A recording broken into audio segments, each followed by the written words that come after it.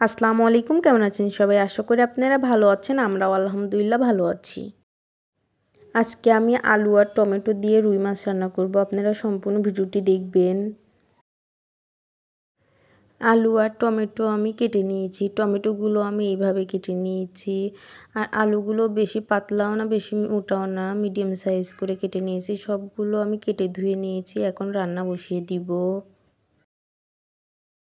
মাছের মধ্যে আমি হলুদের গুঁড়া, মরিচের গুঁড়া, পরিমাণ মতো লবণ দিয়ে মাছটা আমি ভালো করে মাখিয়ে নিয়েছি। তেল গরম হয়ে গেছে। ওই যে হলুদ লবণ দিয়ে মাছটা আমি ভালো করে মাখিয়ে রাখছিলাম, ওই মাছগুলো এবার একে একে সবগুলো মাছ আমি দিয়ে দিব তেলের মধ্যে। মাছগুলো আমার ভেজে নেওয়া হয়ে গেছে, উঠিয়ে নিব। আরও যে মাছগুলো আছে ওইগুলো এবার দিয়ে ভেজে নিব। মশলাটা আমার ভালো করে কষিয়ে নেওয়া হয়ে গেছে। এখন ধুয়ে রাখা আলুগুলো আগে দিয়ে দিব। আলুগুলো নেড়েচেড়ে আগে ভালো করে আমি কষিয়ে নিব। আলুটা যেহেতু সিদ্ধ হতে একটু দেরি লাগে, আলুটা আমি কষিয়ে নেওয়ার পরে তারপরে টমেটোগুলো দিয়ে দিব।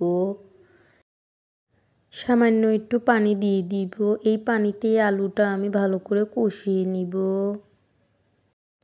আলুটা আমার কষিয়ে নেওয়া হয়ে গেছে। এখন ধুয়ে রাখা টমেটোগুলো দিয়ে দিব আলুর মধ্যে।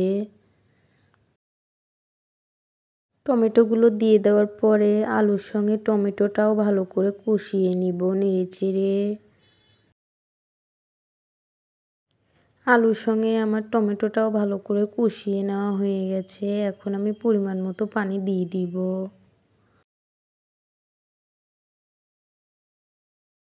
পানি দিয়ে দেওয়ার পরে এখন আমি নেড়েচেড়ে দিব। নেড়েচেড়ে দেওয়ার পরে একটা বলক উঠলেই তারপরে আমি ভেজে রাখা মাছগুলো দিয়ে দিব। ঢাকনা দিয়ে দিব। বলক আসা পর্যন্ত অপেক্ষা করব। তরকারিতে বলক উঠে গেছে, আপনারা দেখতেই পাচ্ছেন। এখন আমি ভেজে রাখা মাছগুলো দিয়ে দিব। মাছগুলো দিয়ে দেওয়ার পরে নেড়েচেড়ে দিব।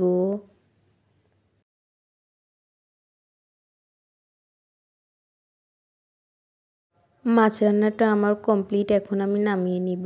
সামান্য একটু জিরার গুঁড়াও দিয়ে দিয়েছিলাম। এভাবে আপনারা কে কে টমেটো দিয়ে মাছ রান্না করে খান কমেন্টে জানাবেন। অনেকেই টমেটো দিয়ে মাছ রান্না করে খায় না, কিন্তু আমি টমেটো দিয়ে মাছ রান্না করে খাই, আমার অনেক ভালো লাগে। এভাবে আপনারা টমেটো দিয়ে মাছ রান্না করে খেয়ে দেখবেন একবার, অনেক টেস্ট হয়। রান্না শেষ করে বাচ্চাদের আমি গোসল করে নিয়েছি। কি করছো? তুমি এখন খাবার খাবে দুপুরে? খাবার খাবে না দুপুরে? কি করতে চাও তুমি এখন?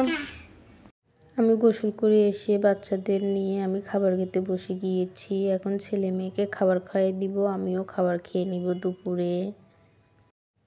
ছেলে কেন জানি কয়েকদিন ধরেই খাবার খেতে চাচ্ছে না। মেয়েকে খাবার খাইয়ে দিচ্ছি, মেয়ে খেয়ে নিচ্ছে। আমার ছেলে অনেক সুন্দর করে খাবার খেয়ে নেয়, কিন্তু কিছুদিন ধরে আমার ছেলে খাবার খেতেই চাচ্ছে না। ভিটামিনও এনে দিয়েছি, কিন্তু তারপরেও খাবার খাচ্ছে না। ছেলে তো খাবার খাচ্ছে না, সেই জন্য মেয়ে আর আমি খাবার খেয়ে নিচ্ছি।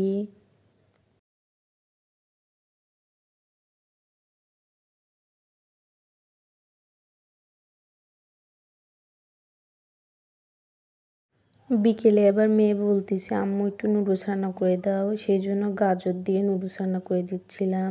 ছেলে খাবে না নাকি আমি জানি না, কিন্তু তাও রান্না করে দেখি ছেলেও খায় নাকি।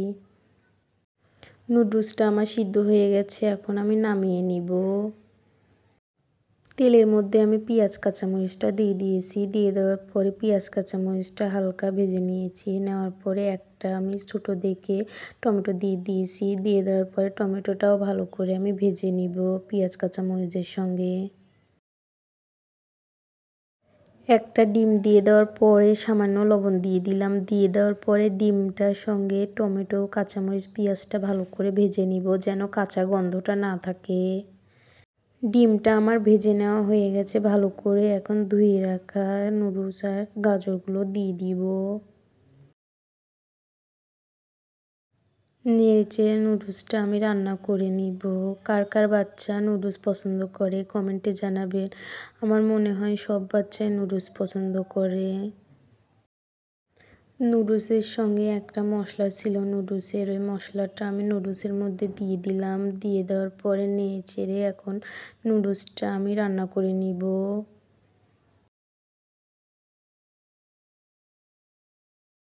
নুডলসটা আমার রান্না হয়ে গেছে, নামিয়ে নিব।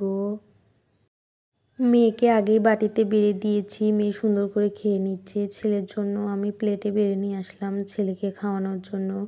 মেয়ে সুন্দর করে খেয়ে নিচ্ছে নুডলস। মেয়ে বলতেছে অনেক মজা হয়েছে। ছেলে খাবে কিনা জানি না, দেখি তাও যে ছেলে খায় নাকি। ছেলেও ৩-৪ বার খেয়েছিল। আজকের মতো ভিডিওটি আমি এখানেই শেষ করলাম। আল্লাহ হাফেজ।